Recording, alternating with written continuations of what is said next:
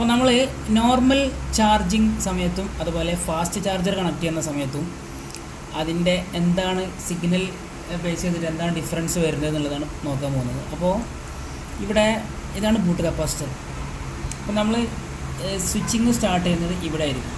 LX-ലാണ് switching start ചെയ്യുക. അപ്പോൾ ഈ LX-ൽ സ്വിച്ച് സ്റ്റാർട്ട് ചെയ്യുന്ന സമയത്ത് നമ്മൾ ഇവിടെ നിന്നാണ് DSOയിലേക്ക് ജമ്പർ ചെയ്തിട്ടുള്ളത്. ഓക്കെ, ഒരു കണക്ഷൻ ഇവിടെ നിന്ന് ജമ്പർ ചെയ്തിട്ടുണ്ട്, മറ്റൊരു കണക്ഷൻ ഗ്രൗണ്ടിൽ നിന്നാണ് കണക്ട് ചെയ്തിട്ടുള്ളത്.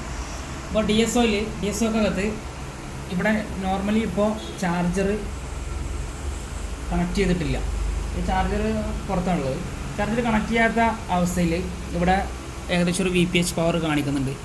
അതിപ്പോൾ ഒരു ഡിവിഷൻ 2 വോൾട്ടാണ്.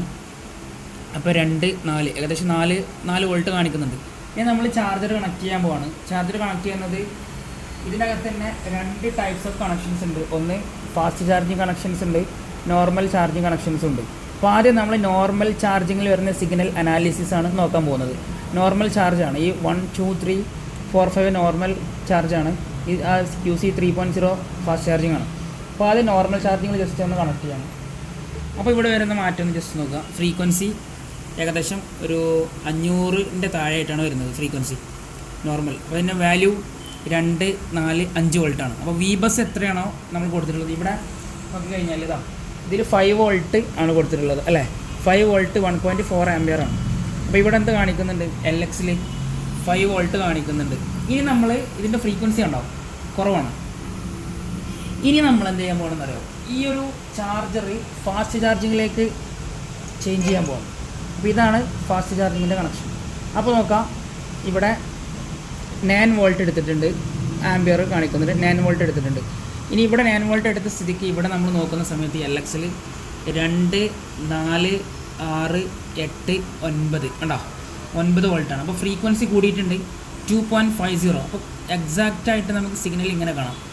2.50 മെഗാഹെർട്സ് ആണ്. അപ്പോൾ 2.5 മെഗാഹെർട്സ് ആണ് ഇതിൻ്റെ ഫ്രീക്വൻസി കാണിക്കുന്നത്. അപ്പോൾ ഇതിൽ നിന്ന് മനസ്സിലാക്കാൻ പറ്റുന്ന കാര്യം എന്താണെന്ന് വെച്ച് കഴിഞ്ഞാൽ, നോർമൽ ചാർജർ യൂസ് ചെയ്യുമ്പോൾ ഫ്രീക്വൻസി കുറവായിരിക്കും. അപ്പോൾ അത് ചാർജിങ് ആംപിയർ എന്തായിരിക്കും? കുറവായിരിക്കും. ഫാസ്റ്റ് ചാർജിങ് യൂസ് ചെയ്യുന്ന സമയത്ത് ഇവിടെ ആംപ്ലിറ്റ്യൂഡും വർദ്ധിക്കും, അതേപോലെ തന്നെ ആംപിയറും LX-ൻ്റെ ആംപിയർ കൂടുതലായിരിക്കും. അതായത് VPH പവറിൻ്റെ വോൾട്ടേജ് ഒരിക്കലും കൂടുന്നില്ല, അതിൻ്റെ ആംപിയറിലാണ് എന്ത് ചെയ്യുന്നത്? മാറ്റം വരുന്നത്. അപ്പോൾ ബാറ്ററി ഫാസ്റ്റായിട്ട് ചാർജ് ആവും. ഓക്കെ, അതേപോലെ തന്നെ നേരത്തെ ഇപ്പോൾ നോർമൽ ചാർജിങ്ങിൻ്റെ കേസിലാണെന്നുണ്ടെങ്കിൽ ഇവിടെ ഈ ഡ്യൂട്ടി സൈക്കിൾ എന്താണ് മാറ്റം വന്നിട്ടുണ്ട് അല്ലേ. ഡ്യൂട്ടി സൈക്കിൾ മാറ്റം, ഫ്രീക്വൻസി കുറവാണ്. നമ്മൾ ഫാസ്റ്റ് ചാർജിങ്ങിലേക്ക് കണക്ട് ചെയ്യുന്ന സമയത്ത് കേട്ടോ ഫാസ്റ്റായിട്ടാണ്, വളരെ ഫാസ്റ്റായിട്ടാണ് ഫ്രീക്വൻസി പോയിക്കൊണ്ടിരിക്കുന്നത്. അപ്പോൾ ഇതാണ് signal analysis of normal and fast charging. Okay, ഇനി ഇവിടെ ഫാസ്റ്റ് ചാർജിങ് നമുക്ക് കാണാൻ പറ്റും. ഈ സമയത്താണ് ആംപിയർ കൂടുതലെടുക്കുക. അപ്പോൾ ഉദാഹരണമായിട്ട് ഞാൻ നോർമൽ ചാർജർ കണക്ട് ചെയ്യാം. അപ്പോൾ ജസ്റ്റ് ചാർജിങ് എന്നേ കാണിക്കുന്നുള്ളൂ അല്ലേ. ആ ചാർജിങ് എന്ന് കാണിക്കുന്ന സമയത്ത് ഇതെന്തായിരിക്കും? ഫ്രീക്വൻസി കുറവായിരിക്കും.